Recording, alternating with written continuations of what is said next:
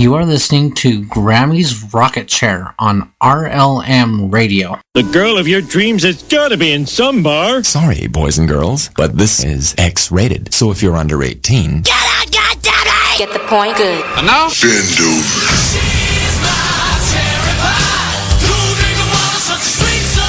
Y'all ready for this? Get it up. Get it up. I can't wait anymore. I like to watch. Whatever you desire. I know you like it. Do it. We do it all night long. And now, your host, Grammy. Hey there, hi there, ho there, everybody. And it is Wednesday, WHACK-A-DOODLE Wednesday, mind you. And it is totally whacked today. And we are having a few technical issues with Shoutcast, so I'm just going live on Spreaker tonight. So, hey, gonna be a little bit on the quiet side. Well, okay, for me, no, not really.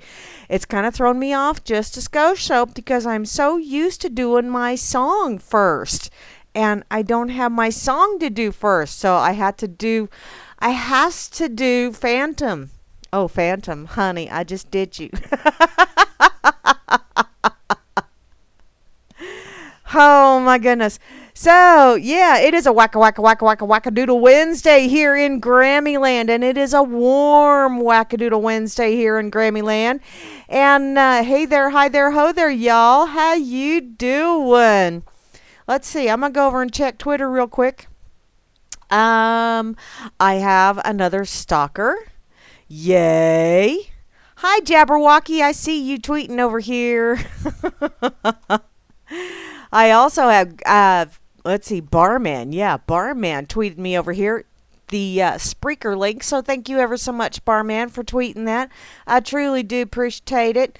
And seeing as how I am just a little on the off-kilter side. Because you know me. I mean, I have to go a couple days. I got to be retrained anyway. You know, this is mature blonde here.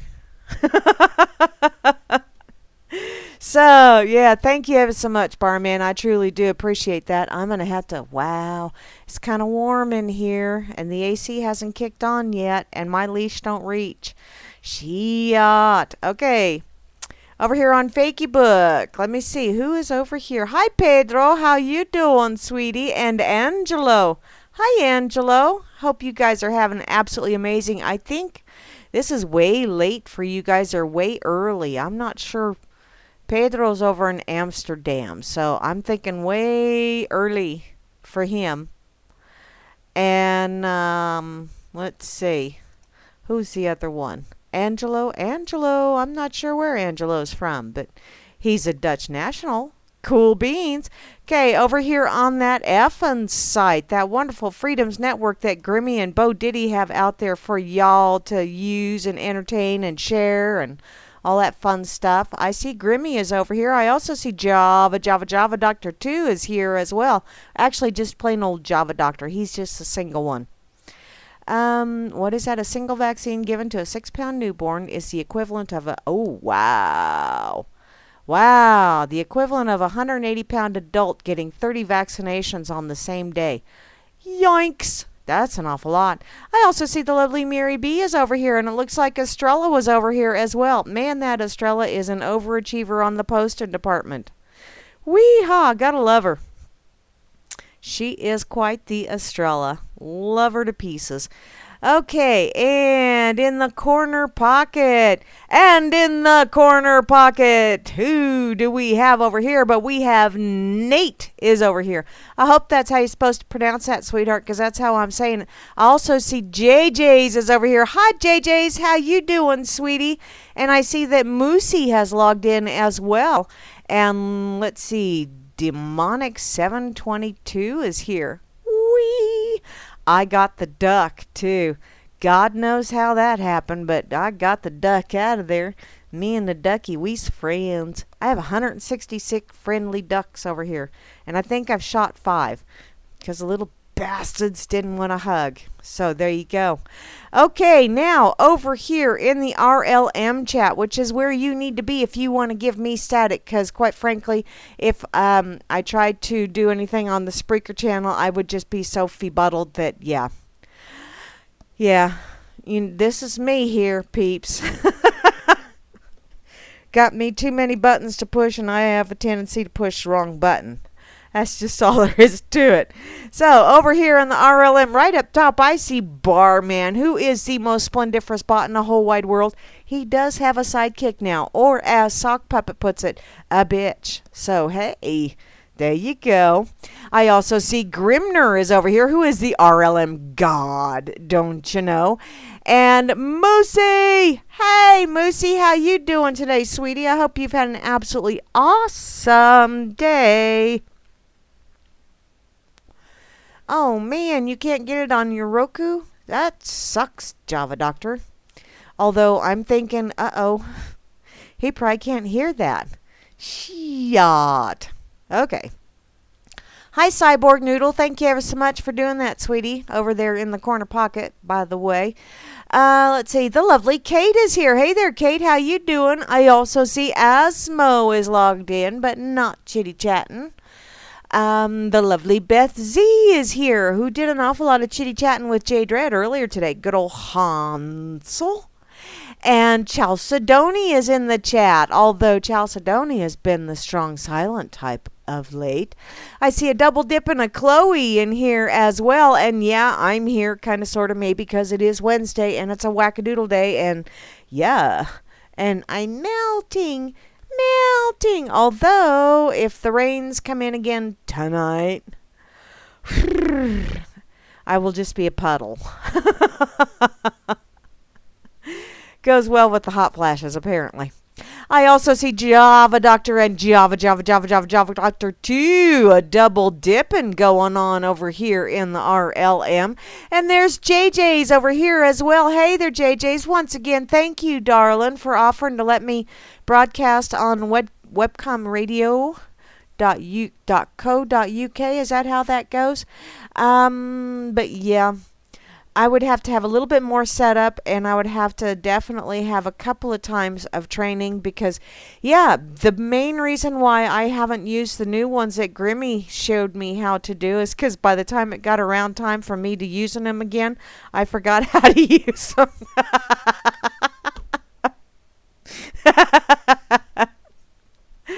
Oh, Lord. If I don't practice multiple times, right in a row, then I'm messed up. I was going to say another word, but that reminded me of practice, and then I got a smile on my dirty little mind. Okay. Hi, P. Bunyan. I see you logged in over here, as well as RLM Fluke, who is Barman's sidekick / as Sock Puppet would put it, biatch. I love you, though, Fluke. Thank you ever so much for assisting over here. Robworks is here, and he fired up that bubbler. Thank you ever so much, Robworks. Trust no one is here as well. Uh-oh, RLM Fluke just pinged out. I hate when that happens. Hi, untrusty fellow. How are you doing this evening? I also see Phantom is in here. And Phantom, sweetheart, you and I, we need to get together. Because you wanted to chitty chat, so we need to figure out a way to get together and have a chitty chat. I also see BTC Bob is in the house, the first of the Bob triplets in the chat, as well as Dimma. Hey there, Dimma, how you doing? Dimma's the only one that pretty much beats me to friending ducks over in the corner pocket. And I appreciate that, honey. We are fellow duck friends. That's just ducked up. No, it's ducked up when they keep shooting them, dang it all. You big bullies. I also see Fleet is over here. Hi there, Fleet. How you doing, sweetie? And Frumpy. I'm feeling frumpy, but I'm not dressed frumpy. I didn't get a chance to change out of my work clothes, so I'm actually kind of sort of semi-professional looking. Semi. Okay, that's a really short semi. Of course, I'm short, too. But, hi, Jehovah One. How you doing, hun? I also see Juana Taco. And you know, what a quinky dink. Juana Taco. And I am having tamales for supper tonight. And I also pulled some chili out of the freezer that I made over the weekend, or over the winter, excuse me. And, yeah, have me some tamales and some chili and some corn chips. I'm going to be feeling fat and sassy after I'm done eating, and then, yeah, we'll just move along from there. I also see Kozu is in the house. Hey, Kozu, how you doing, hun? And the lovely Mary B from Down Under. How are you, Mary B? Nelson Dubois is logged in, as well as North Force. And you know what? The breeze, and it is just a slight breeze, is out of the south today. So North Force, you're just slightly sucking. I also see Pon Sauce here in the chat, as well as the lovely Rain, who has been coming to visit every evening. And unfortunately, Rain has been getting a little bit into the hard water of late. We had someone just a couple miles east of me get baseball-sized hail. Thank God it was only pea-sized and marble-sized at my place. But yeah, baseball-sized hail is all hail breaks loose. That stripped the corn that came up. So yeah, corn ain't gonna be real good out in these parts neither. Strip the corn, and what little wheat was left in that field, yep, it's done. I also see Sock Puppet is here. Hey, Sock Puppet, how you doing, sweetheart? And Spawn, hi Spawn, the wonderful DJ from Ireland. And I let Catherine know that she needs to listen to you when you're broadcasting, and she was just tickled shitless because she is also from Ireland. Looky there, Stats Bob and Tip Bob are in the house, the last two of the Bobsy triplets. And to round out the crew, the one, the only, the Vil E _. So hey, hi, ho, how y'all doing? I did not really prep for today. I know that shocks you. It should. Damn it. You should say, no, Grammy, we're shocked and appalled. Although I don't know why you want to be appalled, you know, because, well, there's lots of Pauls out there. I needed to drink. Brian Stelter. Whatever the hell. Oh, Trump's war on the media. Oh, is a war on the truth. Really? Seriously? You know, I really am of a mind that the truth is malleable. You know, because each person sees a different truth. You present them with facts. You present them with evidence. Not evidence that was doctored or cooked or anything, but just a flat out bare fact. You present that to 10 different people and you will have 10 different truths. That's just human nature. So we got, what, over 7 billion people on this planet? I think you got about 7 billion different truths. Each one of them is just a skosh different from the other. Sure, you might have similar truths with someone else, but yeah, when it comes to a truth, while having the human experience, I really don't believe there is such a critter as a truth. So, or the truth. Just lots of facts that are perceived in multiple different ways, and that's okay. That is part of the human experience. Hi, Jerry G. I see you, sweetheart. Oh, thank you ever so much for sharing that. Not so cool. Not so cool. Something that I think I shared it over in the RLM. It was a Twitter thing. Did I? Yes, I did. Yes, I did share it over in the RLM. I also shared it over on Fakeybook, but I don't think I put it on Crapinoli. On that effing site. Yeah, that's the one I was thinking of. What's going on Twitter? I'm going to have to close Twitter down here in just a sec, but I have some... Let me see. Come on. Get off that damn picture of Dangleberry pointing to his brain. That's just gross. Okay. Land of the free, land that I love, America the beautiful. Oh, really? Well, you know, you're free to be bullied around and extorted from and all kind of other fun stuff. Ah, hey, JJ's. He's playing garbage. I'm only happy when it rains. Well, see how you are, sweetheart. So you like being soggy. I see how you are. Okay, I'm going to go ahead and shut down Twitter just because. Just because. And Pedro, what did you share? Oh, Pedro shared that one as well. Okay. Cool beans. Now, what? I'm going to come over here to my pocket because I did throw a few things into my pocket. One of the things that I threw into my pocket, because this is just totally whacked. Totally whacked. It is from OEHHA, Science for a Healthy California.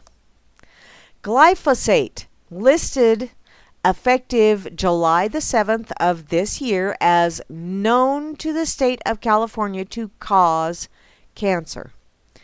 Now, on March the 28th of this year, the Office of Environmental Health Hazard Assessment, or OEHHA, posted a notice on its website that glyphosate would be added to the list of chemicals known to the state to cause cancer for purposes of Proposition 65, with a delayed effective date due to the pending case of Monsanto versus OEHHA.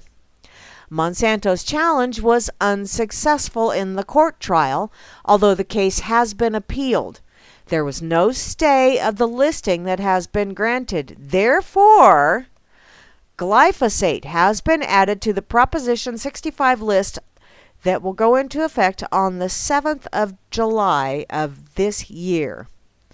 So in summary, glyphosate is listed as something that is known to the state to cause cancer. About damn time. And those of you in the USA that know how shit works around here, if it starts in California, it will eventually spread to the rest of the country. So, yeah. Hopefully, you know, because glyphosate, that's one of the active ingredients. Is that an active ingredient in Roundup, or is that I think it's an active ingredient in Roundup. So yeah, y'all, just so you know, progress is being made, but I do recall somewhere down the road years ago something about Monsanto was given a free pass. So, yay. On a lot of crap. And that was basically because, you know, Bush Sr. was working with them, and they just kind of, it was Bush Sr. and wasn't Rummy. I think Rummy was involved in that as well. Sick bastards. Oh, well. Speaking of sick bastards, this one was posted earlier today over on the RLM. And it's from postnewsd2.blogspot.in. Floriduh strikes again. Apparently, a Floridian, this gentleman, was beaten by an angry mob and shamed online after trying to help a 2-year-old find her family. A Good Samaritan in Lakeland, Florida, who tried to help a lost 2-year-old girl locate her family, was beaten by a group of men who mistook him for a kidnapper. Now, the Lakeland Patch reports that the man, who is unidentified by police, spotted the 2-year-old girl wandering around looking lost at a local sports complex where he was attending to watch some friends play softball. He walked up to the girl, took her hand, and asked her to help him find her family. The two wandered around the facility, and he pointed to different people, asking if they were her family members. In each case, she said they were not. At some point, the girl started to become agitated, and the Patch says that he picked her up and walked her toward a playground in hopes that he could locate her parents there.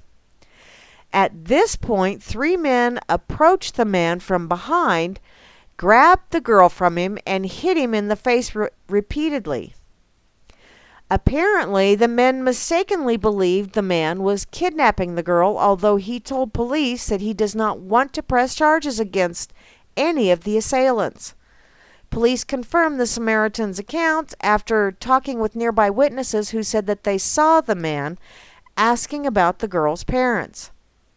As if that weren't bad enough, the girl's parents called out the man on Facebook and accused him of being a kidnapper, despite the popo concluding that he did no such thing. The Fakey Book posts have been deleted, the patch notes.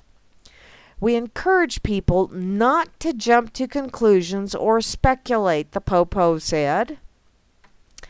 Call whatever law enforcement agency is in your jurisdiction to get the correct information, which, yeah. Now,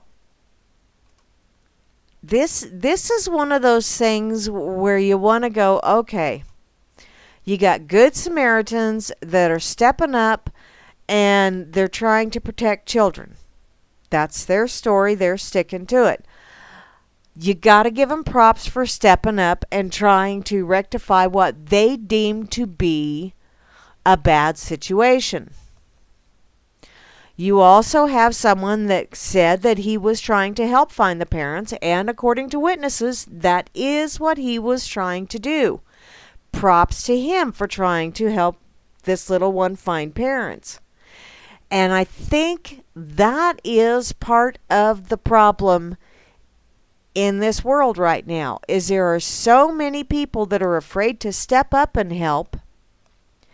And there's so much bullshit out there about stranger danger. Although there are strangers out there that are dangerous individuals. Don't want to make that as though it's not something that matters. There are strangers out there that will do vile and disgusting things. But there are also an awful lot of really good people out there that have been afraid to help out simply because of situations like this. Number one, although I do understand, I had children that were very young and wandered off. I also have grandchildren that have done that thing a time or two as well. I understand how you can panic in situations like that. I also understand how much I truly appreciated it when someone else saw that I was in the midst of a meltdown panic mode and assisted and reunited with child, whether it was my own or a grandchild. Now, having put that out there and understanding how the little buggers can wander, it does happen, especially if you have more than one child on your hands. Parents, you really, really, really got to be parents here and pay attention to your kids. And you also got to teach kids, don't wander off. Stay within sight of mommy and daddy. Even, if you don't want to hold our hand or whatever. But a 2-year-old, wow, why were you not holding on to this child's hand? How the hell did this child get away from you? Those are things that pop into my wee little mind. And I actually got called out for this when took the kids to Worlds of Fun many, many, many, many moons ago. My youngest was 5 at the time. And we had those mommy leashes, or that's what I called them. They were a little wristband with Velcro on them, and then it had like a telephone, the telephone cord that's all coiled. The ones that always get tangled to shit. Those. Or for those of you that don't remember corded phones. Yeah, they're kind of a coily, springy kind of thing. But you have 2 cuffs that, Velcro onto your wrist. One is slightly smaller than the other so that it's for the child, and one is for the adult. And then you have this springy cord in between the 2 of them. This way your child can wander and can get as much as 10 feet away from you before you jerk that cord back, kind of like a leash. I had that on my youngest child when we went to Worlds of Fun. I had someone chew my ass out over it. How dare you put your child on a leash? And I said, excuse me, that leash is for me, so I don't get lost. Apparently they did not find that amusing, but hey, I did not lose my child, and she did not lose me. So, if you cannot keep an eye on your child, put a leash on your child, or keep a hold of your child or something, but especially at 2 years old. I'm thinking any child 4 and under. Y'all need to have some kind of physical contact with that child. Period. You go out somewhere public, especially a sporting arena like that, some kind of physical contact with that child, because those little buggers can dart, and they're small so they can hide. So please, peeps, be careful with your children. I don't really want to scold parents, but man, oh man.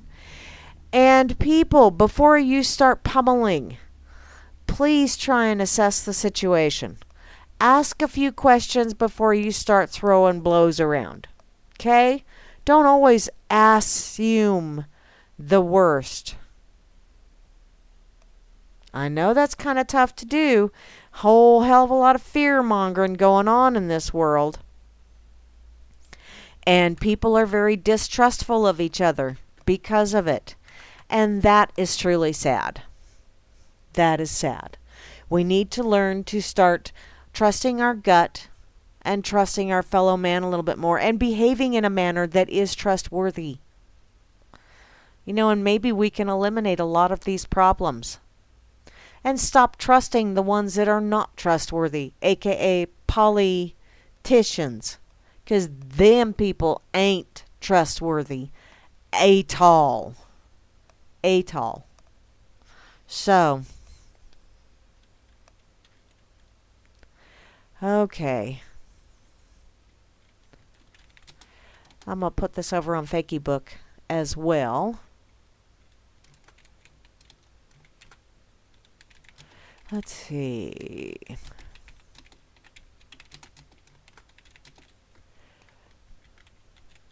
There we go.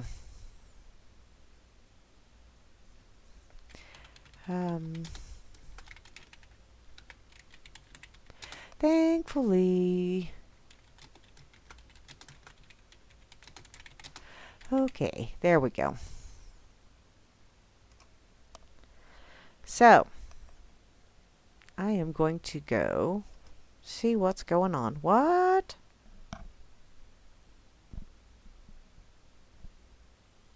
Is Spreaker doing that?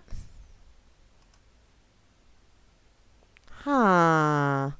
And that could be my internet as well. It could be.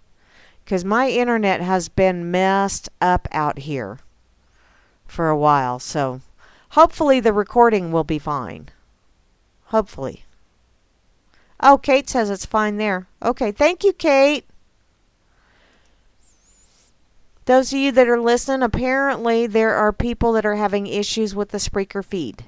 So, damn it. Damn it. Okay. Ducky, ducky, ducky, ducky. Here, ducky. Okay.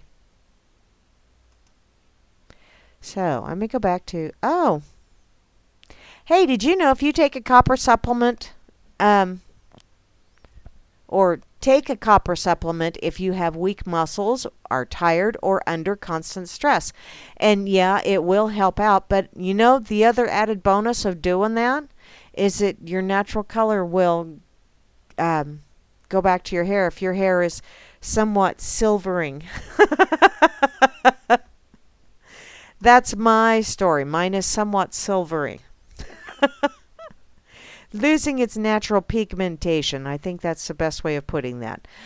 So I don't feel quite so elderly.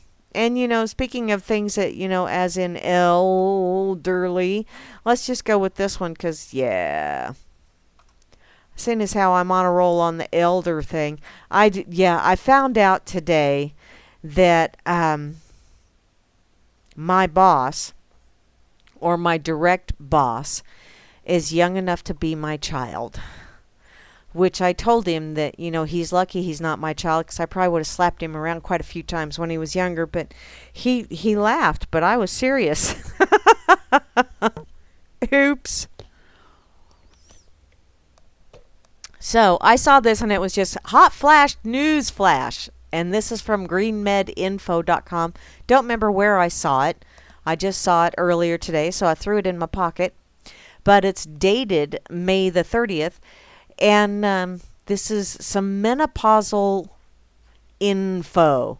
So, did you know that flax improves life more than hormone replacement therapy? I did not. And I'm sharing this because I'm sure there's a few people out there that are in that time frame. And men folk, y'all have hot flashes too. I know you do. Apparently, there is a very exciting 3-month study that compared 4 groups, 5 grams of flaxseed oil plus training about menopause, 5 grams of flaxseed without training about menopause, hormone replacement therapy, or a control group that received no therapy. The menopause symptoms improved by 9% in the flax group, 9.8% in the flax plus training group, 10% in the hormone replacement therapy group, and got worse by 7% in the control group, meaning that flax is similarly effective to hormone therapy.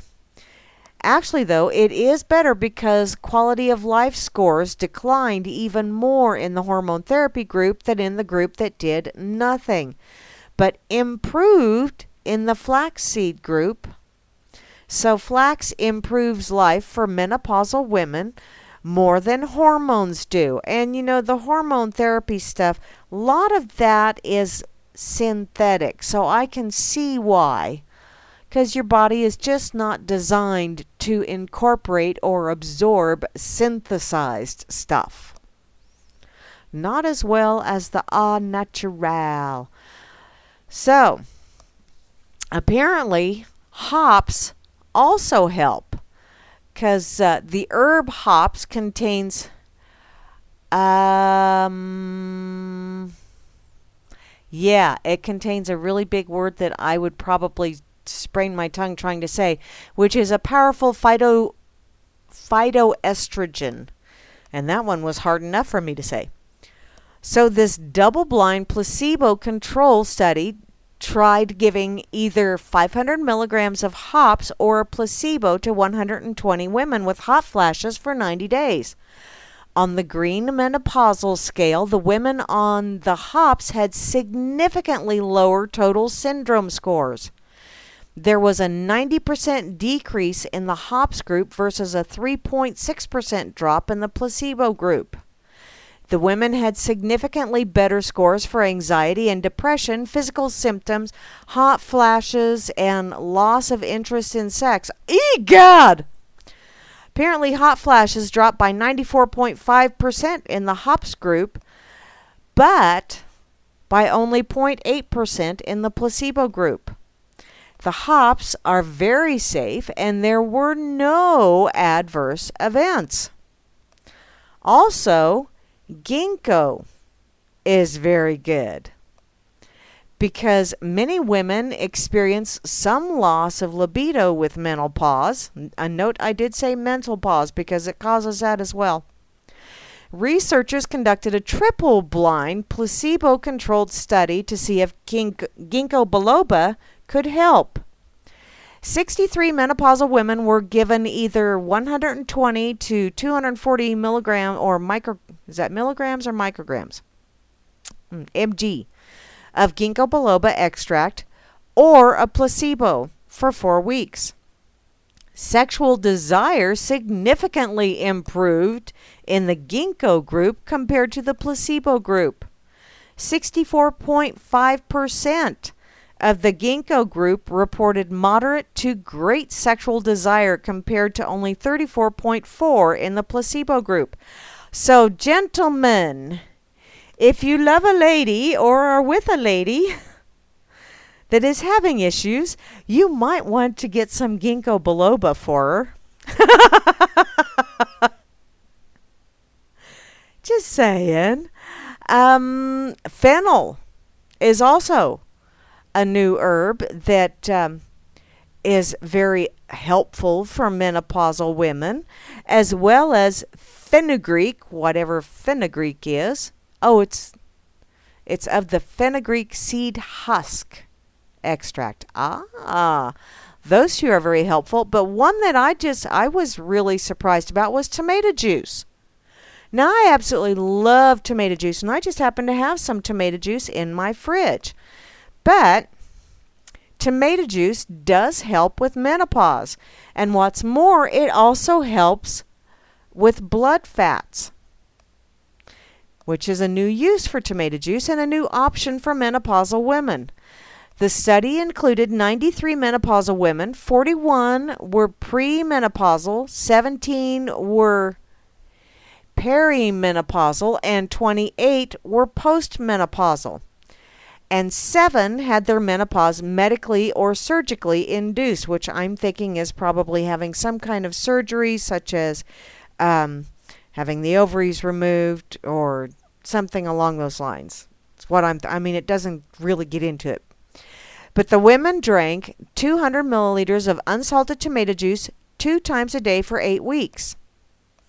At both 4 weeks and 8 weeks, the tomato juice significantly decreased scores on the menopause symptom scale. The menopause symptom scale measures hot flashes, sweating, chills, heartbeat, headache, fatigue, aching joints or muscles, depression, insomnia, and irritability. Gentlemen, pay attention. It helped with the irritability. Give Mama some tomato juice. The tomato juice also significantly improved scores on the hospital anxiety and depression scale.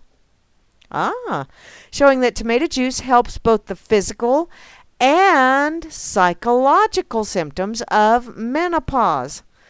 Tomato juice also significantly lowered triglycerides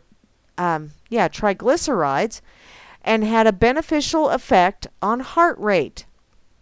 These effects are important because menopause might almost kind of sort of possibly increase the risk of cardiovascular disease. The tomato juice also significantly increased resting energy expenditure, whatever that means. It says that's the rate at which the resting body continues to burn calories. Okay, I'm going to have to stock up on tomato juice. Good thing my tomato plants have survived the storms we've been having out here. And I actually have some tomatoes set on. Booyah. That's more than I can say for my cucumbers. Damn it all. All this hail just keeps taking out shit in my garden. It's like, stop it. I'm not going to have much of a garden. You keep this stuff up. Although this was not a controlled study, this study provides a surprising suggestion that tomato juice may be a very safe and affordable way of improving several of the aspects of menopause. So, it also goes into lavender inhaling will help with your alleviating hot flashes. Exercising helps alleviate hot flashes. There's a little bit more to this if you wish to peruse it on your own. I'm going to go ahead and share it with y'all because, hey,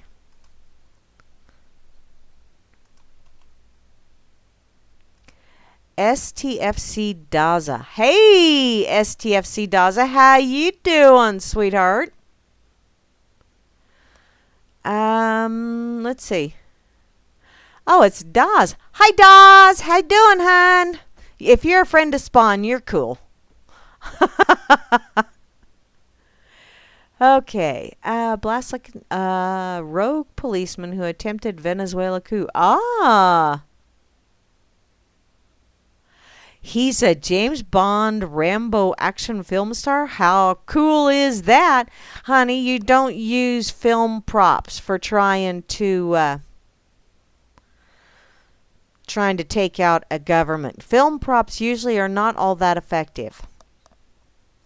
Just saying. I'm going to share this over in the effing site as well, just because I happen to know a few ladies over here that are possibly benefit from this. So let me see here. Let me go with this and that. Yeah. Okay. Whoop. And ooh, trust no one. Ooh, dang, BTC. That's looking pretty good. Your Bitcoin, honey. Cool beans. Cool beans. I'm going to put this over here as well. I know it's not running it through the little linky thingy. But it's kind of a short link, so there you go. And wow, okay. Oh, yay, Brother David. I am so happy. Brother David got himself a new router. And it's working wonderfully for him. Awesome. I'm happy, bro. I'm glad it's working well for you. We'll just do this. Okay. Back to my pocket I go. Yeah, I'm doing all of this health stuff because I actually listened to a Stefan Molyneux. Is that how you say his last name? A Stefan video earlier today, and it was quite interesting, and a little bit on the frustrating side. And I understand, some of the frustration that goes along with that. Trying to explain to people and help people out and get them, to do a little bit of research on their own and not just swallow the crap that's put out by the corporate lame-ass propaganda system. But, in order to do that, people need to start behaving, I think they are emotionally stunted. And I'm wondering, it just popped into my head. Wow, it's always scary when something just pops into my head. One of those Acme light bulb moments. Children, more and more children are going to daycare, which is starting at 3 and 4 years old. And a lot of times, if you are traumatized, whatever age you are traumatized at, many times you do not psychologically develop past that stage.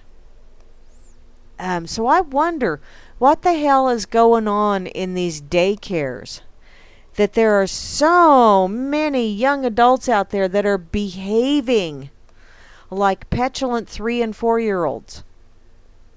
I wonder if maybe, the whole daycare system, and I have seen some daycares that were quite questionable and that thankfully got shut down because the people that were running them were not exactly the most wonderful people in the world that you would want to have around young, impressionable minds. But, wow, that just popped into my head because he was talking about how all of these young adults, both chronologically and mentally, coming out of the institutions, so they've been institutionalized their whole life with this whole Pink Floyd The Wall kind of training and indoctrination. And when they're in the ivory towers of upper educraption, aka university, they get this whole mindset of they are entitled and you must be inclusive. They do not have to be inclusive, but you have to be inclusive, and you have to be accepting of their opinions because differing opinions do not necessarily go well with their whole mindset thing. And I wonder if maybe that whole, the whole thing about when you are traumatized, you tend to not develop beyond that age range. I wonder if maybe that doesn't explain some of that whole behaving like petulant 3 and 4 year olds on college campuses, even though they're in their late teens, early 20s. Now, you got your profs in those ivory towers of educraption that are actually using it to their own advantage and sitting back going, I love it when an evil plan comes together. You got those sick bastards, but, that just kind of popped into my head just all of a sudden. So, and speaking of corporate lame-ass propaganda system, this is from one of those sites. Because, sometimes you got to go check those out, because every once in a while there is a kernel of grain in all of that chaff. Or shit, however you wish to put it. This is from MSN.com. Yeah, talk about corporate lame-ass propaganda. The only reason I saw it was I have to use Internet Explorer from my work browser to open up the corporate website and all that other fun stuff. And this was a story that was showing on MSN. And it's like,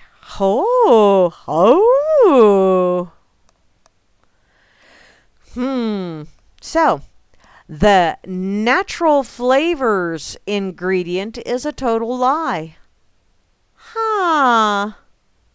Did you know that there's a reason that the term is so ambiguous?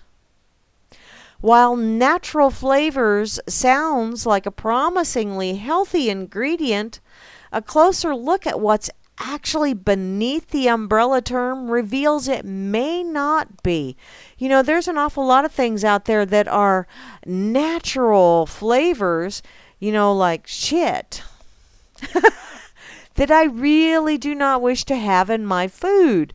Now, I understand that manure does get spread on fields because it adds nitrates back into the soil and all kinds of other stuff. But I don't want it directly in my food. I would just as soon have it go on the dirt, have it get worked into the dirt, then have the plants be, the seeds be planted in it and take advantage of the extra nitrates in the soil. I don't necessarily want to have that organic fertilizer as part of my sandwich, if you know what I mean. So,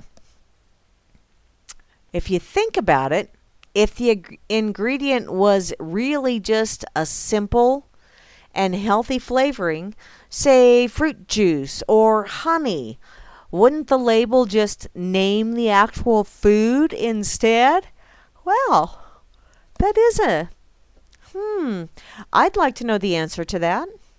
Apparently, the Food and Drug Administration requires that all ingredients listed under natural flavors on the ingredient label must be derived from real food.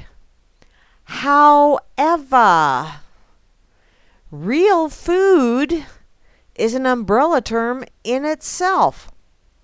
In fact, there are over 2,500 ingredient combinations that classify as natural flavors, leaving the details behind the term in the dark for consumers, food testers, and the FDA alike.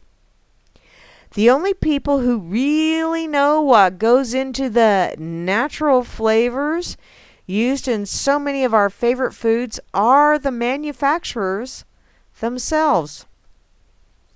But are the ingredients even really natural? Essentially, for a company to use that term, okay, frickin' auto start. Good thing I had the sound shut off. For a company to use the term natural, why do they say term? That's not a term, that is a phrase. A term is a word. A phrase is more than one word. So, for a company to use the phrase natural flavors, the combination of ingredients used must solely come from plants and animals.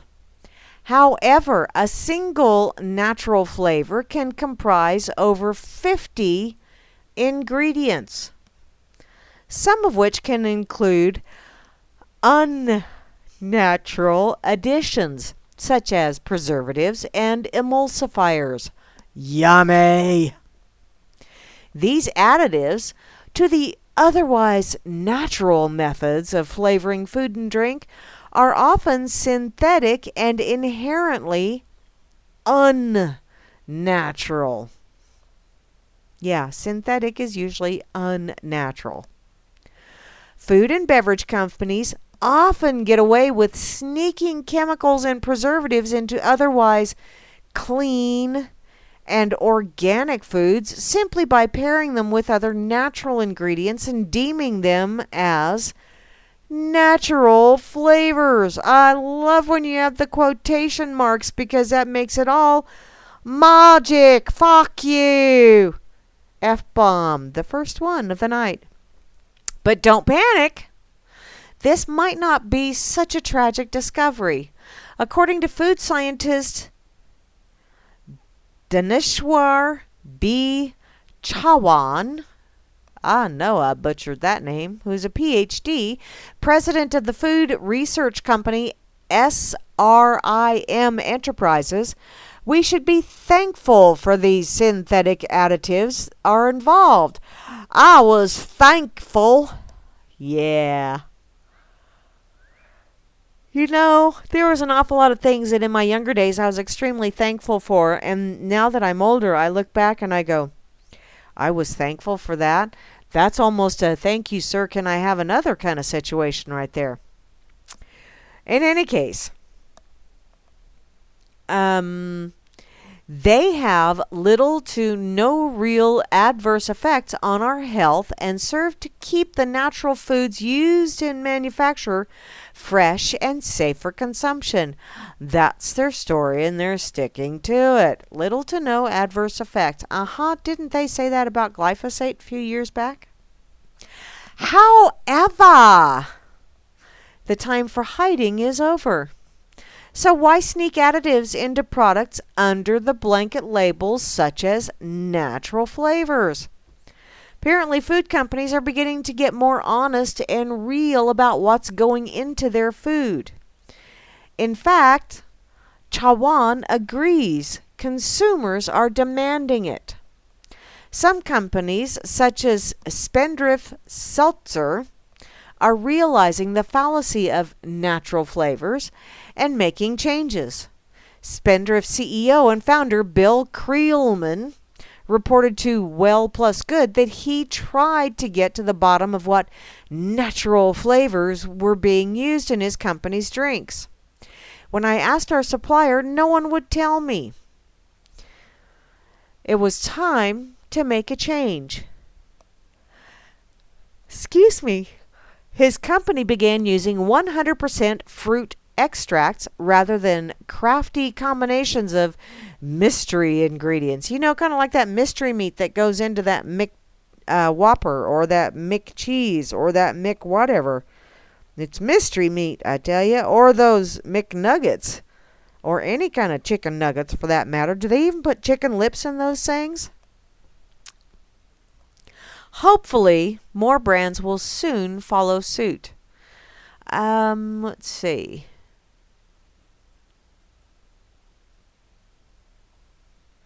There is a link at the bottom of this, also that y'all might want to check out.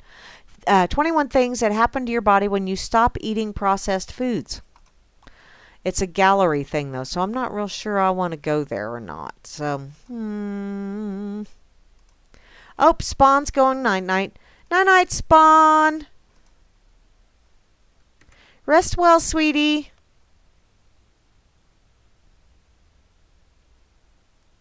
Oh, okay. Thank you, Grim.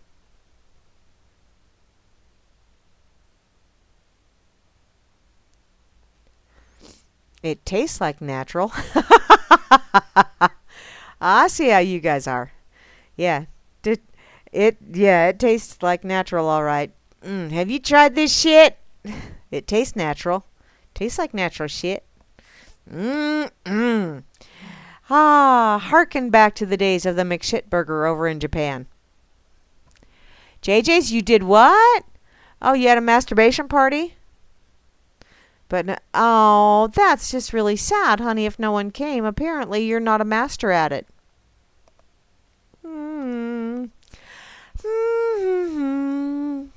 You know, I keep seeing that link. I may have to go there. I may just have to go there just because it's calling to me.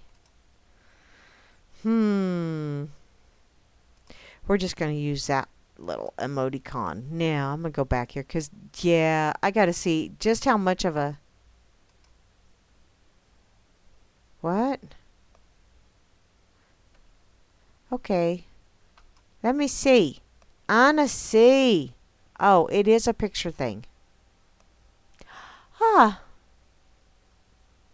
But it is kind of cool. Okay, I'm going to go ahead and click and share this link over on the RLM as well. Because I clicked it. Because, you know, I got to push buttons.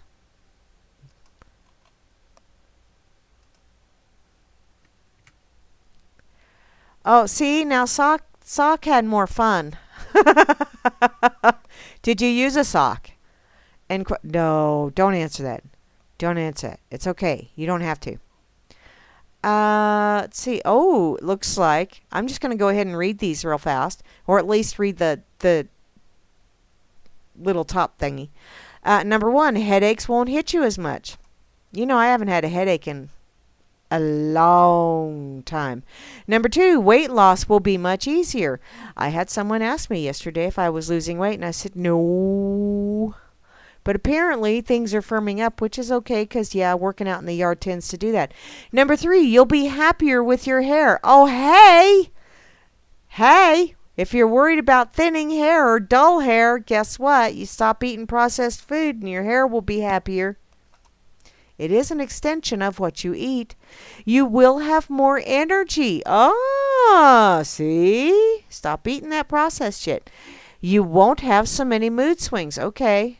That's my story, and I'm sticking to it. Although when I read the news, my mood tends to swing just a bit.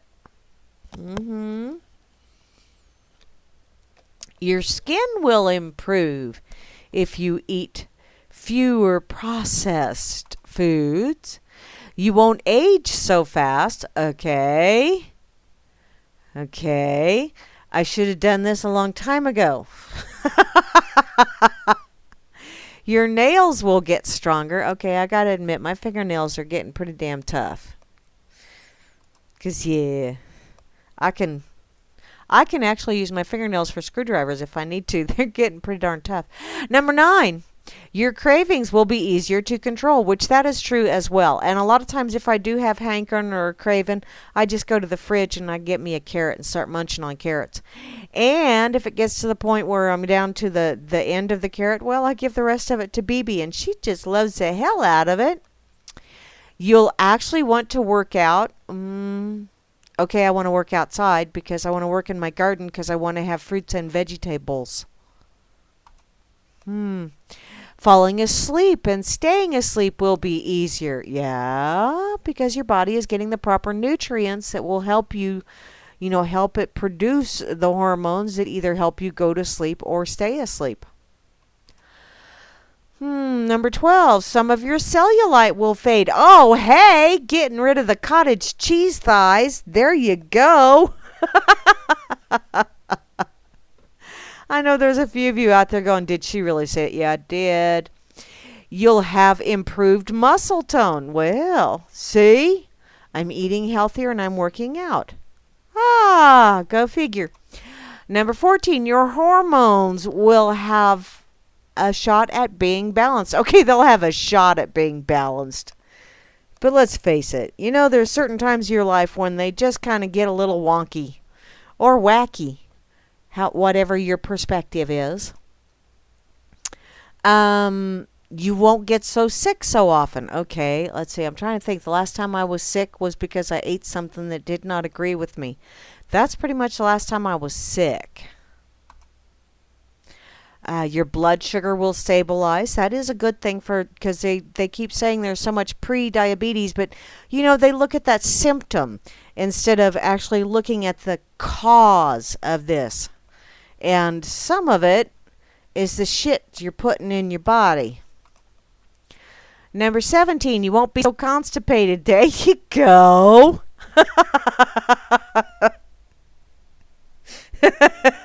I don't think I need to add anything to that one. You'll become more savvy about nutrition. Well, yeah, because when you start eating better, then you become more conscious of what you're putting into your body. And yeah, you will become more savvy about, because you will start wanting to learn more to keep yourself feeling better. That just makes sense. Your brain will buff up. Okay, I'm still waiting on that one.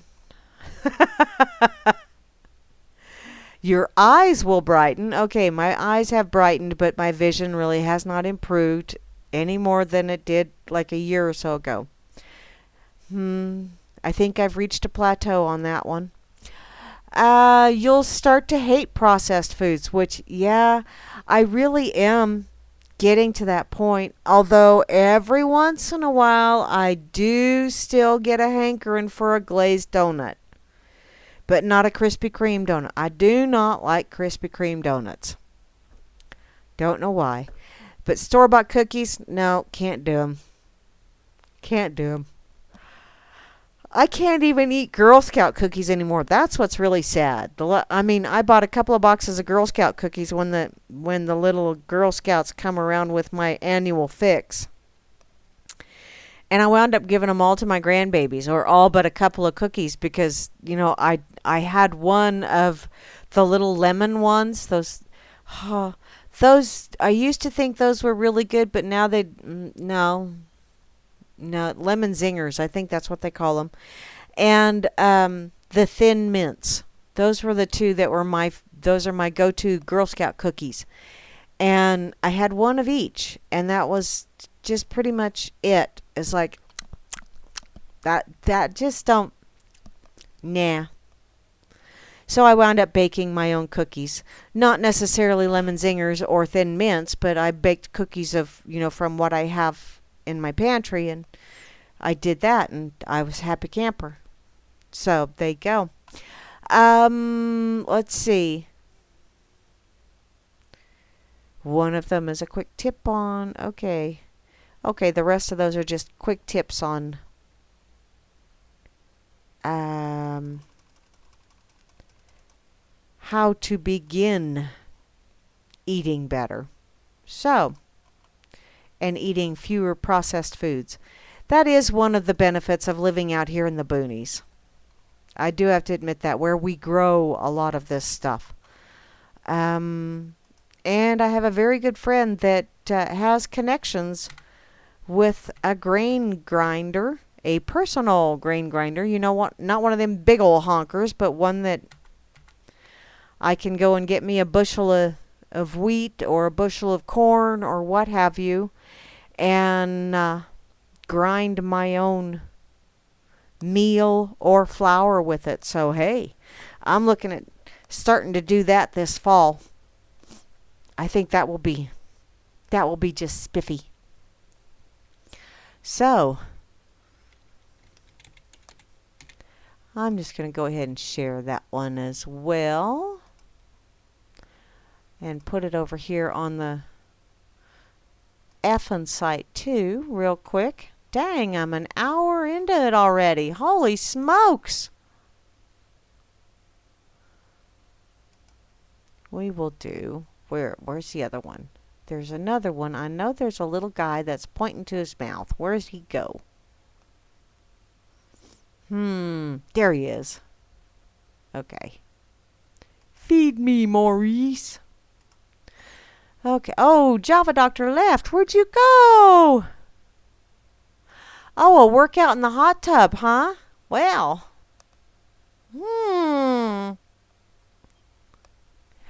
That is cool.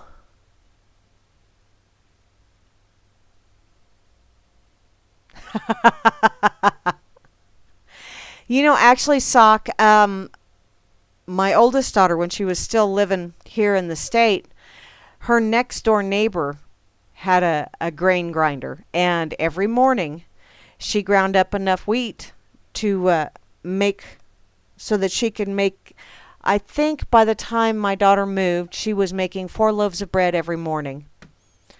So, she made her own bread for her kids. She had 6 kids at home, so good Catholics. But she would grind her own wheat every morning so that she could make flour. and then make bread. So she knew what was going into her kids. And they had a monster garden, and they had chickens, and they had goats that they milked, and yeah. So very, very, very much the naturalists. It was pretty cool. Victorian police have just charged with historic sexual offenses. Wow. There's an awful lot of them damn dirty birds. Maybe that's why they call them dirty birds. Them cardinals. Yeah. I find them extremely offensive myself. So, okay, back to my pocket. I'm going to see what else I have. I threw lots of things. I got to get to this one because Grammy shared it, sent it to me as a message, and I giggled and giggled and giggled, and coworkers looked at me and slowly backed away. Go figure. They get very concerned when I just start giggling, just out of the clear blue, and they don't know what I'm giggling at. They do have a tendency to get this very concerned look on their face, and then they back away. They never lose eye contact with me. Or at least they keep their eyes on me as they're leaving the area, because I don't know why. But this is from WHACK-A-DOODLE. It is the internet of farts. Fart. Oh, and speaking of farts, let me see. I have my little fun thing right here. Let me see. Oh, yeah. There we go.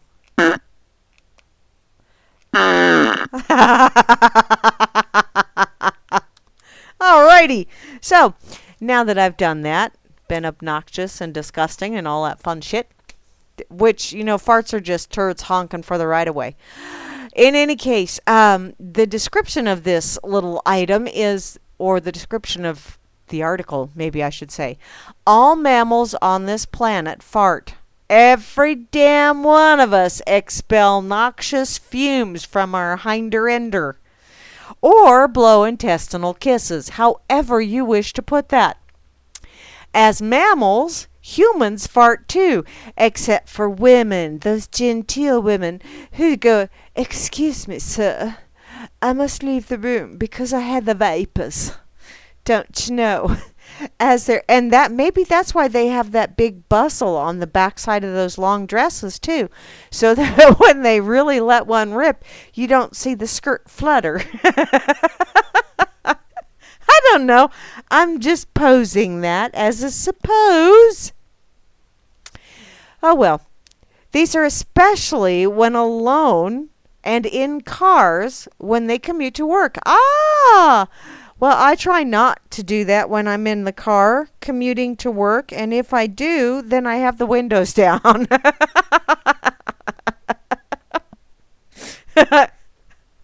So, apparently a device was created to geolocalize those farts and log a few more things like the fart heading, fart speed, etc. So, it would be interesting when selling the car to hand to the new owner a report of the number of farts released in the car and a map of those farts. Well, probably they won't really build it, but it would be fun. The details of the device are quite simple. It's got a microcontroller and a GPS module and a nice LCD and a keyboard. In normal operation, the display shows the speed, total fart count, heading, number of satellites used, and HDOP, whatever that is. The last two are not very useful. It's just fun to see them. Okay. The dashboard display is, the case comes from a cheap solar light. The GPS module is housed inside this case with its antenna. Apparently, the creator replaced the GPS's onboard battery because it was dead, and this battery helped the receiver to recover from the power failure with either a hot start or a warm start, depending on the duration of the VCC outage.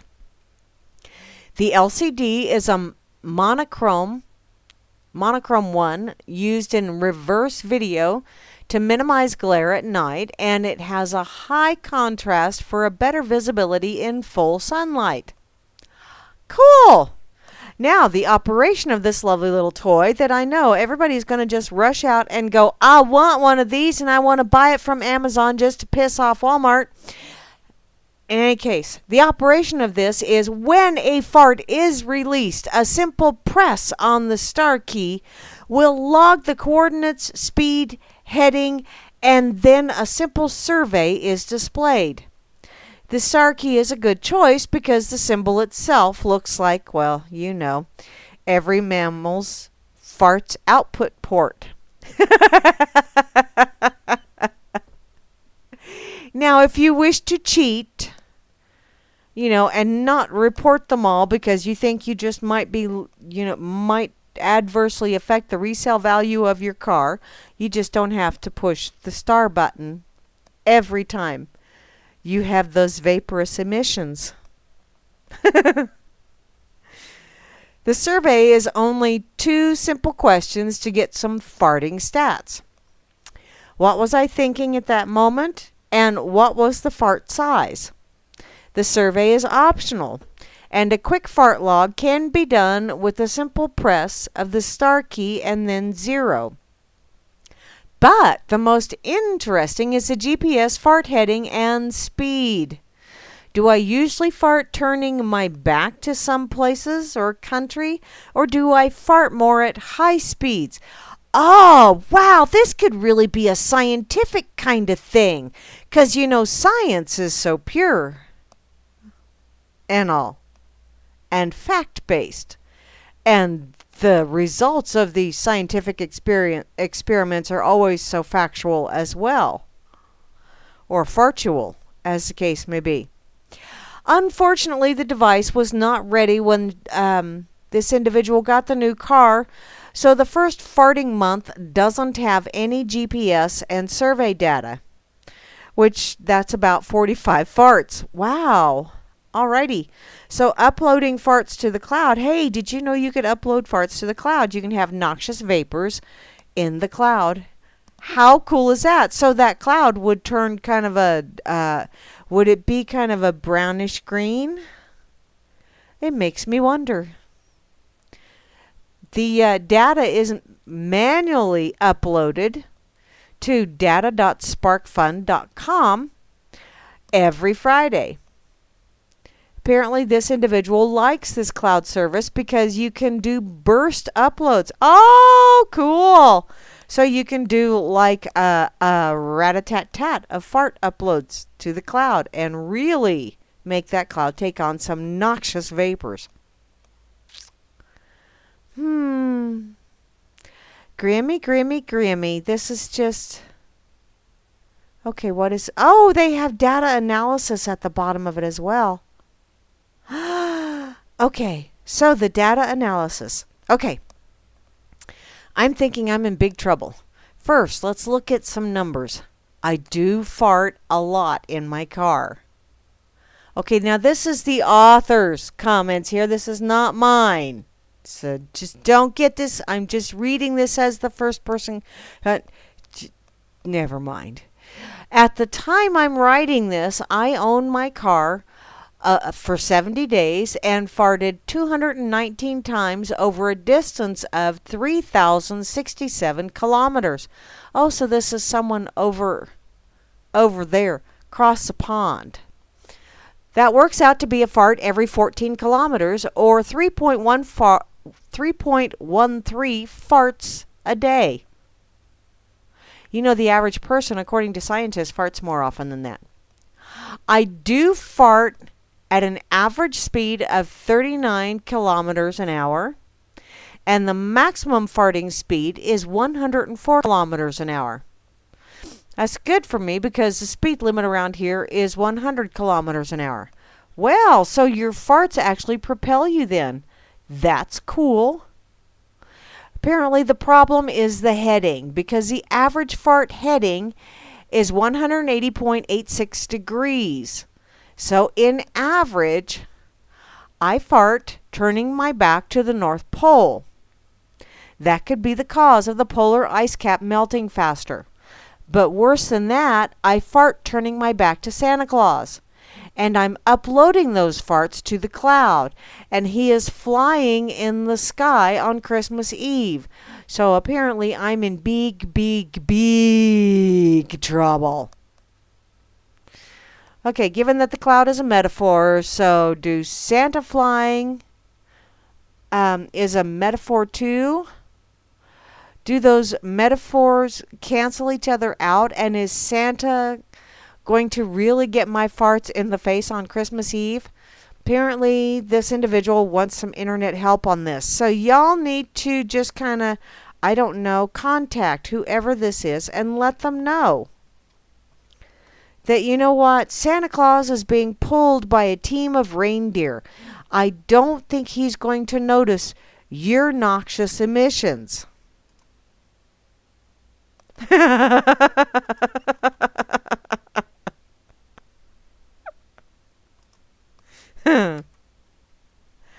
I do not rob works. How do you know? Have you been listening? Besides, how do you think I fill up my tank? It is a gas tank after all. Oh.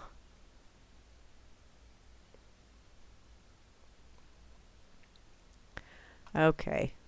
I got to share this over on Fakeybook just because it's entirely too funny. And I'm thinking this is something that maybe everyone in my family needs to invest in, this kind of thing. Because, you know, when we have family reunions, that is half of the hot air that's expelled at family reunions.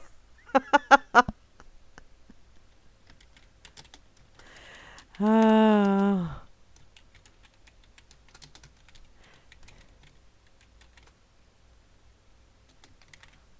There we go. So, back to my pocket I go, now that I've played with the noxious fumes. Okay. Where do I want to go next?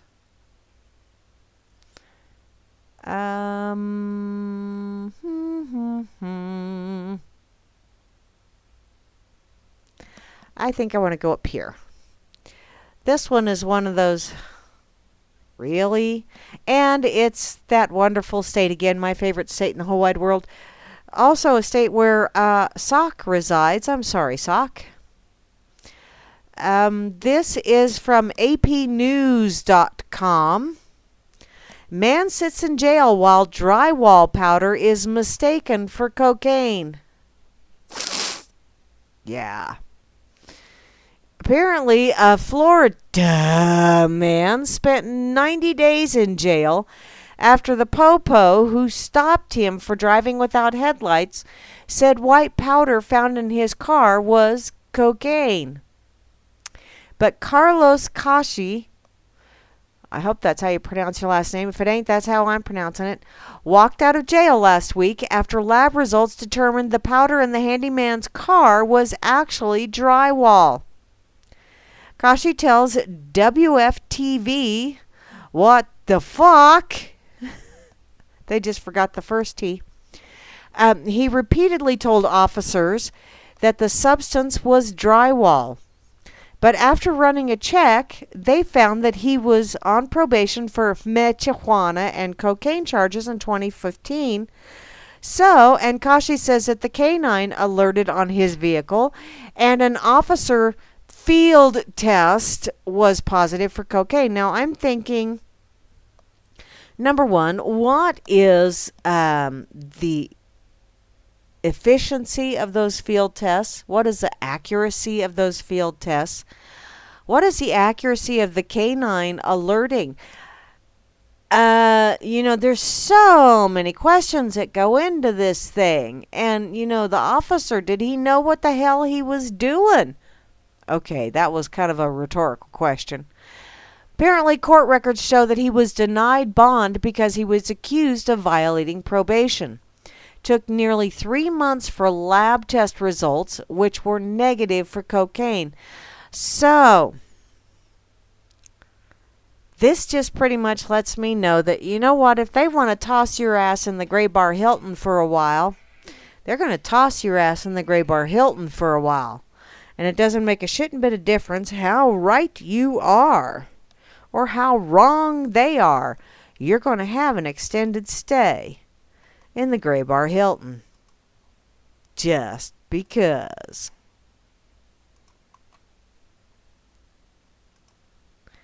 So we'll put that in here. I don't remember who shared that, but it's like, it's very infuriating. I think the Popo are getting very, very full of themselves and their lovely little gadgets that they have. Yes. My phone is going off. Why is my phone? Oh, those crazy ladies are chit-chatting again. Okay.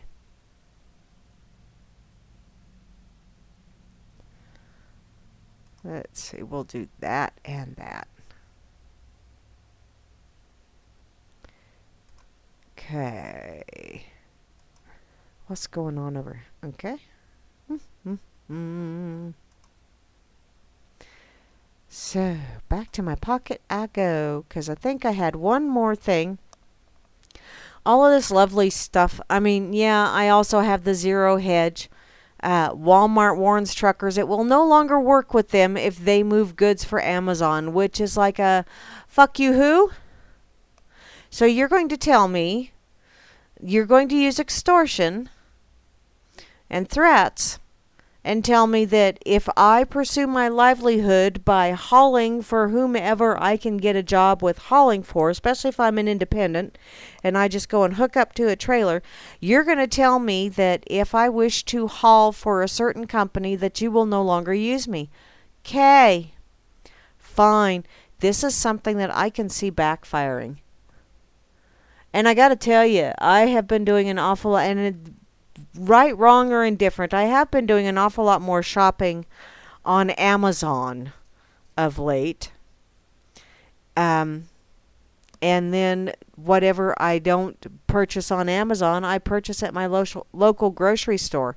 I haven't been to Wally World in almost a month. That's saying something. At least for this old broad. But, yeah. Wally World throwing its weight around, honey, you may find out that that's just a bunch of cellulite you're throwing around. You may be an 800-pound gorilla, but you've gone to seed. Because I think Amazon is going to thump your ass. Okay, now this is one that I wanted to get to because this is one Gary L. shared earlier over on Fakey Book.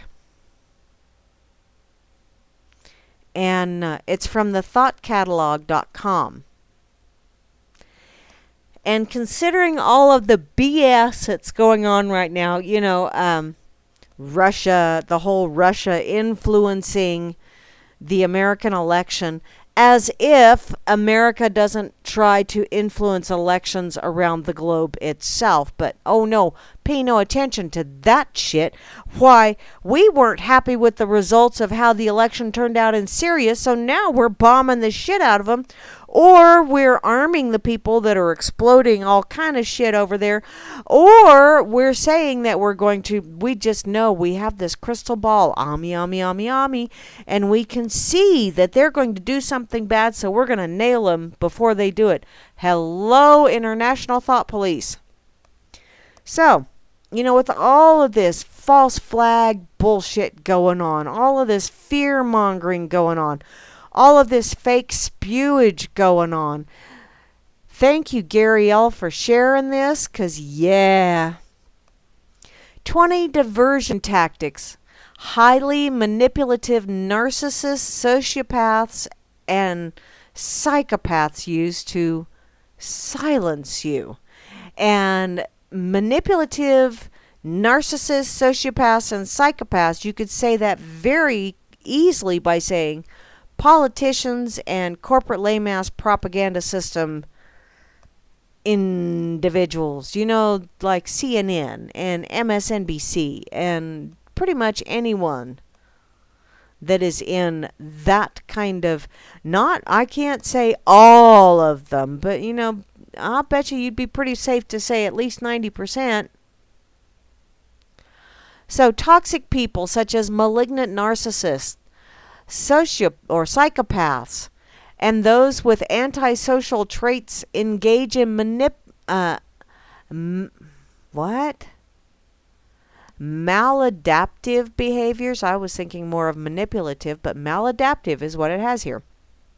This is in relationships that ultimately exploit, demean, and hurt their intimate partners, family members, and friends.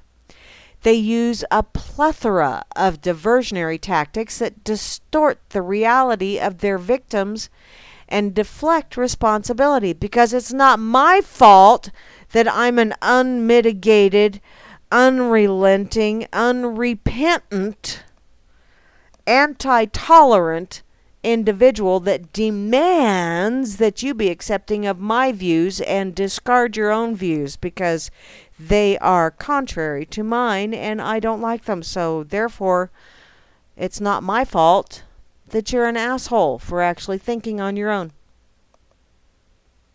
That's pretty much the mindset that they have. Although those who are not narcissistic can employ these tactics as well, abusive narcissists use these to an excessive extent in an effort to escape accountability for their actions. So here are the 20 diversionary tactics toxic people use to silence and degrade you.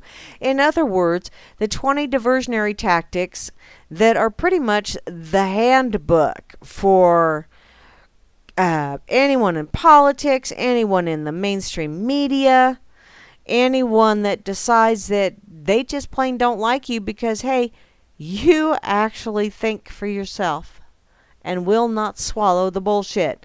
Number 1 is gaslighting. That's the manipulative tactic that can be described in different variations of 3 words. That didn't happen. You imagined it, or are you crazy? Another one is I was just joking, but that's 4 words. So there you go. That was number 1. Number 2, projection. Oh my goodness, I do see that an awful lot on the interwebs, on the cybernetic superhighway. I see an awful lot of people projecting, and I do it myself. I'm not saying that I don't.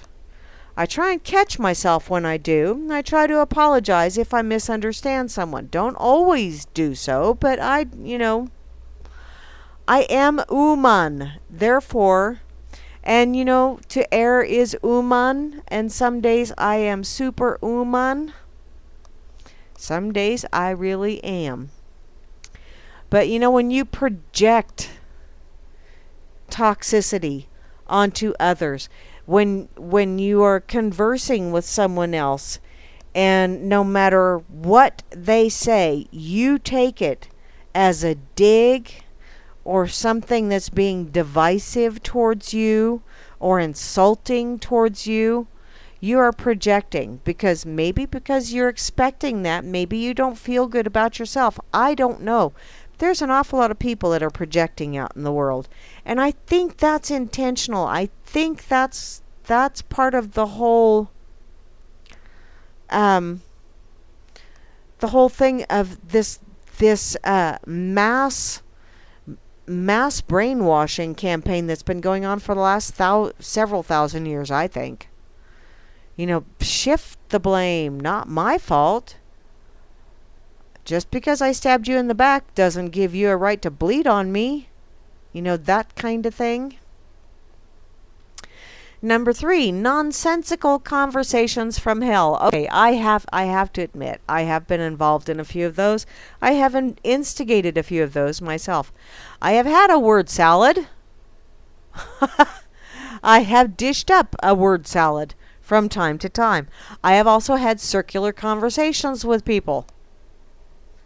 Why? Because I like to fuck with them. That's why. So I will admit to that.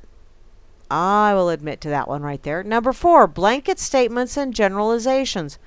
Think I've done that time or two this evening, even. So yes, don't know that that necessarily just applies to narcissists and malignant individuals, but, or maybe, just maybe, I'm painting myself in a corner. Huh? Am I a malignant narcissist, or a psychopath, or a antisocial individual? Oh no, I can't say I'm an antisocial individual, but I do have some of those traits. This could be interesting. I may not like the way this turns out.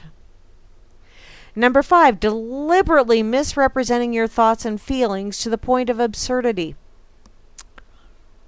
Wow, I see that a lot. And there are times when I use that as an argument against someone who is doing that very same thing, or someone who is projecting and accusing either myself, excuse me, or someone else in a conversation of doing something that was not intended. Projecting their ill intent or their lack of onto another. You see that a lot these days, and it really is kind of sad. Number 6, nitpicking and moving the goalposts. Okay, that is a Lucy and Charlie Brown kind of thing right there. Lucy and her little the doctor is in thing for a nickel. She'll give you some psychiatric advice, which, oddly enough, is in a weird kind of way, works. But, and she doesn't necessarily move the goalpost, but she sure as hell moves that frickin' football every time Charlie Brown comes up to kick it. So yeah, I will call that the Lucy thingy right there. The Lucy syndrome. Number 7, changing the subject to evade accountability. Oh, yeah. Apparently this is also called the "but what about me" syndrome. Or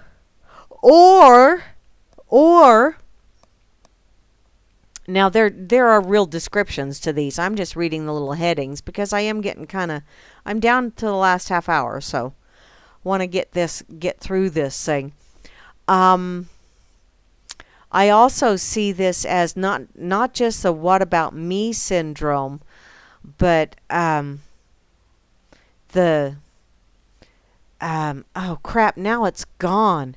It just left. It was right there. It was right behind my eyeballs and I could see it, but I went off on an explanation and now it's gone. I hate when that happens. Damn it. Okay.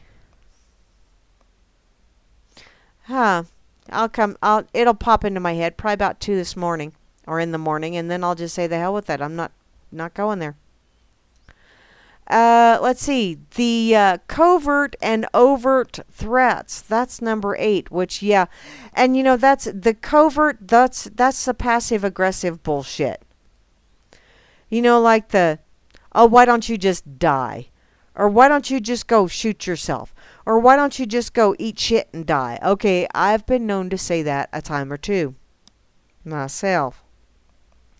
That's usually a last resort when I'm really, really frustrated and just flat ass cannot take your nonsensical bullshit anymore. Or at least in my mind, it's nonsensical bullshit. So will just finally say, "Okay, why don't you just eat shit and die?" And I'll turn and walk away because I'm just done with it. I am just done with it. So yeah, I'll admit I say that. Name calling. Oh yes. Oh yes. Now I admit I do call names. Most of the time though, if I'm calling you names, it's because I care enough to give you a nickname. Doesn't mean I like you, but it means I care enough to give you a nickname. But yeah, the whole name calling thing, yeah. That's usually the first sign that you're losing an argument is when you start calling names. And I will admit that when I start calling people names, you know, like you fucking ass munch or something like that, or you're just a narcissistic yada yada yada yada yada, it's not necessarily that I'm being descriptive. It's that I know I'm losing. Which is usually also when I throw out the why don't you just eat shit and die thing, and then I move along.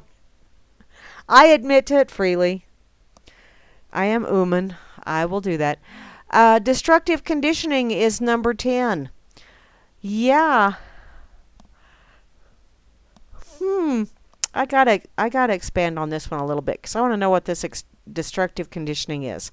Apparently, toxic people will condition you to associate your strengths, talents, and happy memories with abuse, frustration, and disrespect. Wow. Wow. That one kind of hits home. I feel like I should be laying on a couch. Yeah. Because I had a lot of... Yeah. I'll just move along. Number 11, smear campaigns and stalking. Now, we all know that kind of crap goes on. I think Sarah Palin is suing someone right now, or at least threatening to sue someone right now because of a smear campaign. And I think Trumpelstiltskin does have a valid point when he says that they're making shit up or, you know, throwing all kind of bullshit stuff out there about the Russians did it. No, Hillary shot herself in the foot. I mean, it's really, really bad when you wind up losing something that you were a shoo-in for. And that everything was set up for you to win, and you still wound up losing it. Apparently, you must have fucked up so bad that you pissed off the ones that were going to do that last little tweak to make sure that you did get it, no matter what. You got to be careful who you piss off here, peeps. Because there are some people out there that will fuck you up. And blaming everyone else will not change the facts that you fucked up. But smear campaigns and stalking, yeah, a lot of that shit does go on. Number 12, love bombing and devaluation. So what the hell is that? Apparently, toxic people put you through an idealization phase until you're sufficiently hooked and invested in beginning a relationship or a friendship, and then they begin to devalue you while insulting the very things you admire in the first place. Oh, been there, done that, moved along, learned the lesson, moved along. Yeah. That was a rebound situation. Whew. You know, they say everybody's got to have a rebound relationship. Yeah, when I had one, I had a good one. And I don't mean it was pleasant all the time. It wasn't all bad, but wow. I learned a lot of lessons. I will say that. Number 13, preemptive defense. Apparently, this is when someone stresses the fact that they are a nice guy or girl and that you should trust them right away. Or emphasizes their credibility without any provocation from you whatsoever. So, you know, when you've got someone coming up going, trust me, I'm a good guy. I'm a real sweetheart. Oh, wait a minute. None of you are going to trust me ever again, are you? Shit. I just shot myself in the foot on that one. Number 14, triangulation, which is bringing in the opinion, perspective, or suggested threat of another person into the dynamic of an interaction. That is called triangulation.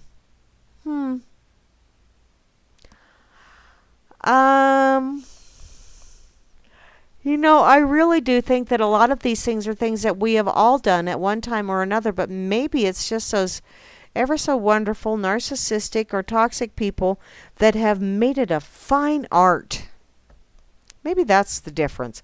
Because I think every human does this stuff at one time or another. Number 15, the bait and feign innocence. Oh my Lord. There are a lot of people that do that shit. You know, they'll go in with the little jab. They'll get you. They're doing the whole prick syndrome where they'll jab you, draw just a little bit of blood, and then go, "What? What? That didn't hurt. You're a wussy. I didn't do it." Yeah, I think we all know someone that does that kind of shit. Number 16, boundary testing and hoovering.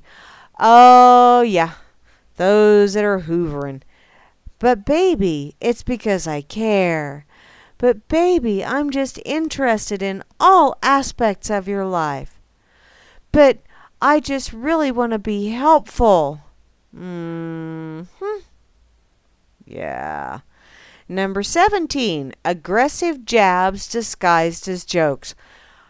Oh my Lord, I know this one only too well. What? You're just entirely too sensitive. I was just kidding. It was a joke. Can't you take a joke? How many of you have heard that one? I am so fucking sick of hearing that phrase.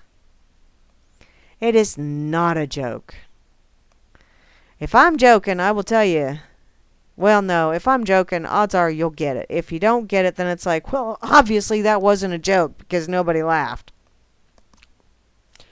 Number 18, condescending sarcasm and patronizing tone. I use those quite a bit. Thank you very much. Yes, I do. I resemble number 18. Number 19, shaming. You know, I think every parent does that at one point or another. Every parent shames their child at least once. At least once. And it usually is an effective tool, and you don't have to use it more than once. My mother was very good at it. She only had to use it a couple of times because I'm a slow learner. At least on me. I had a couple of siblings that she had to use it multiple times. But that's a whole other story. And number 20, control. Ah, yes. Toxic abusers love to maintain control in whatever way they can. And yeah, they can be very, very bad juju. So, although a lot of these traits are also traits that your average individual also have exhibited from time to time, I do think that yes,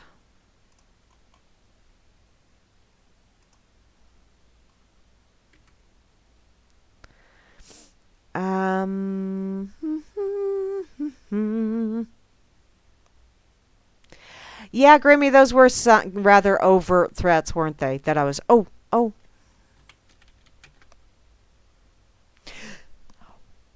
What? Yay! Yay! Although I must have a lag. But hey, I got it. What?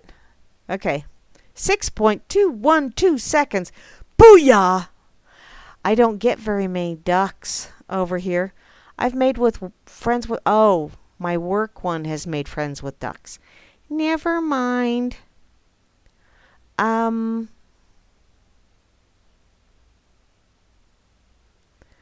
What? Okay. So, I got a little over 15 minutes left. Let me go see what is going on over in the pig. Because those two boys are always up to no good. They're fun, but they're always up to no good. But I got to see what the hell's going on this date in history. Because, yeah, that's always fun. Okay, their pick of the day. What is that? Space Explorer's Hell. We're just looking. Oh, there you go. There you go. Okay, from the pig. Y'all need to... Yeah, it's getting to this point. Oh, thank you, Kate. I just happened to stumble upon it and it's like, booyah! Booyah! I got a duck.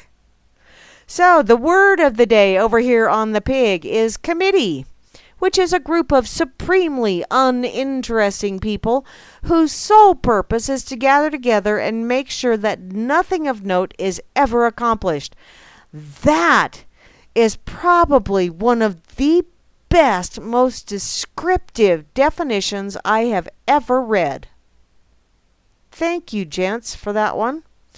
In the quotable quotes section, Hillary Clinton today called the GOP the party of death, insulting the millions of dead people who voted for her last November. That was from Argus Hamilton. Good one, Argus. I like that. It's a bit funny. Okay, and today's question over here on the pig. Excuse me.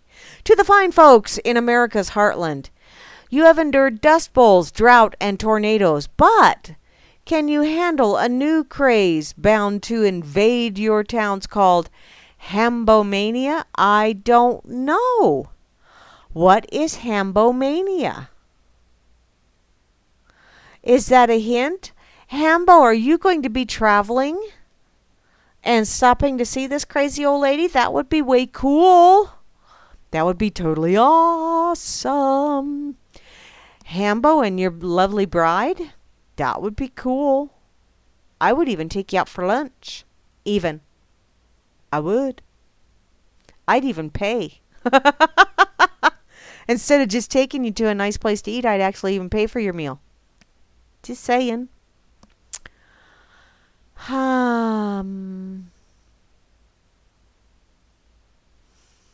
Okay. What? So, this is stress management over here on the pig. A young lady confidently walked into a room while leading and explaining stress management to an audience with a raised glass of water. Everyone knew she was going to ask the ultimate question, half empty or half full, but she fooled them all. How heavy is this glass of water? She inquired with a smile. Answers called out ranged from 8 ounces to 20 ounces. She replied that the absolute weight doesn't matter. Depends on how long I hold it. So if I hold it for a minute, that's not a problem. If I hold it for an hour, I'll have an ache in my right arm. If I hold it for a day, you'll have to call an ambulance. In each case, it's the same weight, but the longer I hold it, the heavier it becomes. She continued that, and that's the way it is with stress. If we carry our burdens all the time, sooner or later, as the burdens become increasingly heavy, we won't be able to carry on.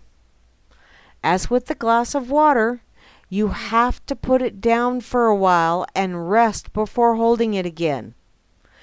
When we're refreshed, we can carry on with the burden, holding stress longer and better each time practiced. So, as early in the evening as you can, put all your burdens down. Don't carry them through the evening and into the night. And you know, I know some people that their whole mantra is, and from talking to their children and their spouse and other friends, their mantra is when they get home, whatever happened at work gets left at work. They do not carry that into the home. The home is different time, and they deal with other things in the home. And I like that. I have not been able to accomplish that yet. Not that I've really set my mind to it, but maybe that is something that I need to set my mind to. Now, This date in history, the 28th of June, 1894, Uncle Sam declares Labor Day an official holiday for federal employees. So the federal employees actually get to stay home and accomplish about as much as what they accomplish at work because they're ever so efficient, don't you know? And they get paid. And, well, you know, the rest of us actually get to have some time off as well. Not all of us, but some of us do. This date in history, the 28th of June, 1914. One of those notoriously peace-loving Serbs guns down heir to Austrian throne Archduke Franz Ferdinand in Sarajevo. A feat of marksmanship that started World War I. This date in history, the 28th of June, 1935. Tired of all that loose change in his pocket, FDR orders gold vault built at Fort Knox. And it had some gold in it for a while, and then they absconded with it. And finally, this date in history, the 28th of June, 2000. Either the last year of the last century or the first year of this century, depending on how you start counting. Do you start counting with 0 or do you start counting with 1? Inquiring minds time. But apparently the U.S. Supreme Court gives the Boy Scouts a green light to ban glad bag troop leaders. In other words, no lesbians, no gays, the Supreme Court said it was okay. I'm sure that will be overturned here shortly, because you cannot do that anymore. That's not being inclusive. Don't you know? So, y'all been listening to Grammy's Rocket Chair here on Real Liberty. Well, I guess it is not on reallibertymedia.com, is it? It is on the RLM Spreaker channel, which is actually it still goes by the World Truth channel, but it is the RLM Spreaker channel. Thank you, y'all, for listening in. I will be back Friday for the Friday edition, the Freaker Friday edition, by the way, of Grammy's Rocket Chair. And I will be followed by, I don't know if JJ's is going to be playing some tunage or not. He has been known to do that from time to time. And thank you for playing tunage earlier today, JJ's. I didn't get a chance to listen in because I was quite busy at work. Damn it all. But Grimner and Moose Girl will be on later on Friday evening with the Freakers Ball. So yeah, tomorrow night, don't know if there's anything going on or not. JJ's might actually be playing something when he gets home from work, which will be tomorrow afternoon, my time. That would be awesome if you did that, JJ's. I'd truly appreciate it, hon, because I really do like listening in to you. You play some stuff that I haven't heard or that I haven't heard in a while. So thank you ever so much for that, hon. Let's see. I still have like 8 minutes left. What the hell am I gonna do with 8 minutes? Let me go look in my pocket. Maybe I have something in there. Maybe. Oh, I know. I'll look in the recommended stuff for Pocket. How's that sound? The Samsung Galaxy S8 and the S8 Plus leaked. What? They leaked the information on that. What so many people don't get about the U.S. working class?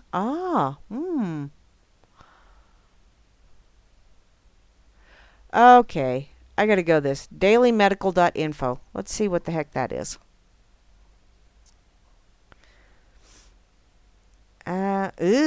Oncologists urge you to stop eating these 8 foods that are proven cancer causers. What are these 8 foods?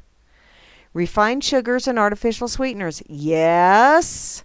Stay away from those things, especially the artificial sweeteners. Also, processed meats. Processed meats are not necessarily very good for you. Now, if you do have someone or a local butcher or someplace like that, which we have, I have one where I get my bacon from, that they are very local and they don't do A lot of that nasty, nasty stuff that a lot of times you find in your processed meats. So, but it says, yeah, stuff like bacon, hot dogs, sausages, lunch meats, or bologna or pimento loaf. I'm not crazy about pimento loaf anyway, so you don't have to really twist my arm on that one. And the other ones, well, been a while since I've had any of that stuff.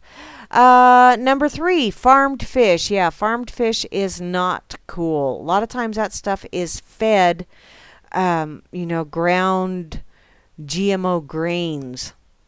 And, like bones or that kind of stuff, ground up bones or whatever from critters that are fed GMO grains. So, ugh. Plus, a lot of times the runoff in those fish farms is, full of pesticides and herbicides and not good stuff. Pickled or smoked foods. Sorry, dude. Sorry. You're not going to get me convinced to step away from my smoked cheeses. I do like my smoked cheeses. Number 5, hydrogenated oils.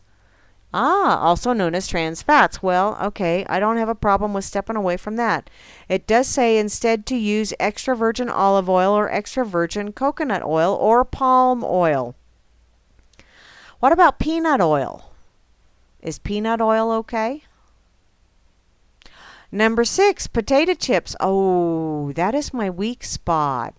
I do like tater chips. But I have learned to make them myself, so see, there you go. And I used to not like sweet potatoes, but I really do like the sweet potato fries and sweet potato chips that you can get out here, that people make out here. Those are yummy. Microwave popcorn. Okay, you don't have to twist my arm on that one because, well, I don't microwave. So, and lastly, refined white flour is the other thing that oncologists tell you to stay away from. Which is why I'm really, really glad I got a connection. I'm going to get me a grinder so I can grind my own. Whole grain. I prefer whole grain anyway. Excuse me. It says to instead of using refined white flour, try using some healthier options like whole wheat, almond, quinoa, or barley flour. Or amaranth flour, if you can get that. I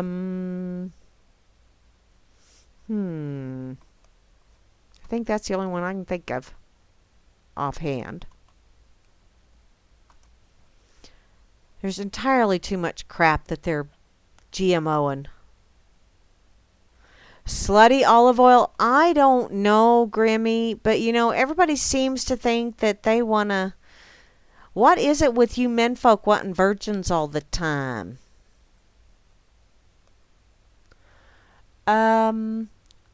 Okay. Oh, thank you, Sock. I knew I'd befriended some ducks. I'm trying not to kill them. I actually had to go 3 times the other day friending a duck because the little bugger just didn't want to be friends, and it took me. 3rd time was a charm, though. Dun, dun, dun, dun. Oh, Sock also says that the boys club is now I think I'm a boy. Or maybe it's just I identify as a boy. Could it possibly be that? I also use butter in cooking. I do like using butter in cooking. Well, you know what? I am out of time, just as I see another article that's got a rump roast going on. Voluptuous women sitting on subservient men. The erotic art of Namyo Harukawa. This is from dangerousminds.net. I'm just clicking on the link and I'm going to put it over here and let y'all check. Holy smokes, Batman, that is a rump roast. I'll just let y'all peruse that. How's that sound?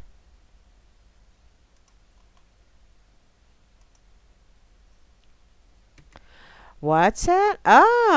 Okay. Well, that's just not cool. Those U.S. citizens that are ever so free. U.S. citizens are not allowed to participate because True Flip's token sale due to legal restrictions. How do you have legal restrictions when you're free people? Well, obviously we're not free, are we? Oh, well, thanks y'all for listening in and playing along. I truly do love you all.